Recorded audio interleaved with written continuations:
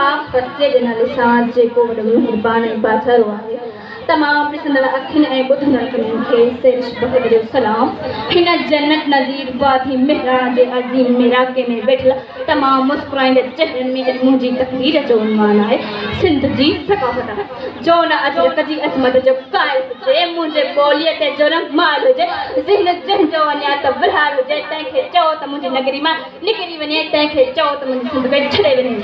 मुंहिंजा भाउर भेनरूं, असां दुनिया जी उहा वाहिद क़ौम आहे जंहिं पंहिंजे देश खे अमर जो लक़ब ॾिनो। अहिड़ी ॿी का क़ौम न हूंदी जंहिंखे सिंधी अदब मिलियल हुजे, जंहिंखे सिंधी कबीर मिलियल हुजे। उन सभिनी शयुनि में असांजी इज़त रखियल आहे। अगरि ॻाल्हि उन्हनि ते ईंदी त असांजे क़ौम जा घरत में बच्चा आवाज़ पढ़जी उथी पवंदा ऐं पूरी दुनिया खे ॿुधाईंदा, केरु थो झले तूं दोदो न थी, शीर थी शमीर थी हालात थी सब्र थी मिरार थी मौज थी।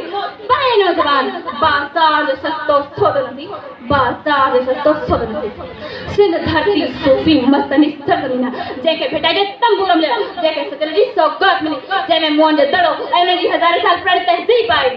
मुंहिंजा भाउर भेनरूं, सकाफ़त हर हिकु क़ौम जी अलॻि थिए थी ऐं सकाफ़त सां क़ौमूं ज़िंदा रहनि थियूं। अजरक हज़ार साल पुराणी तहज़ीब आहे। हुन जी अज़मत खे ईअं बयानु कंदसि, अजरक सिंध जी सकाफ़त सुञाण पहिचान, अजरक सिंध जी निशानी जुरात बहादुरी सूह प्यार मोहब्बत ख़ूबसूरती आहे। अजरक लौंग गीता रावत संधा महिमान नवाज़ी, अजरक रीत रस्म जुलरिया, अजरक हज़ार साल पुराणी तहज़ीब आहे। अजरक शाइरी नज़र आहे, अजरक कंहिंजे काम जरा, अजरक सचल इस्लामी सुञाणप आहे। अजरक नारे जो नारो आहे ऐं आज़ाद दर्द आहे। अजरक भेटाइजे तंबूर जो आवाज़ आहे।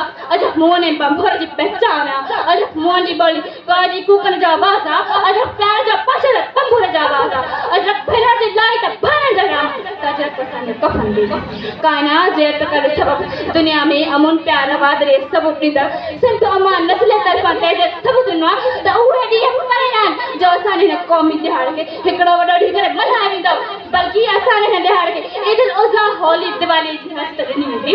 उस्ताद साहिब ऐं मुख़्तर साथियो, आख़िर में बसि एतिरो चवंदसि, ही हुरगुर रहे न बसीरनि जी, थी वेंदी शाम सवेरनि जी।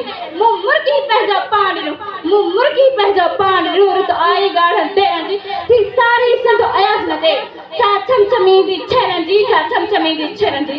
महिरबानी।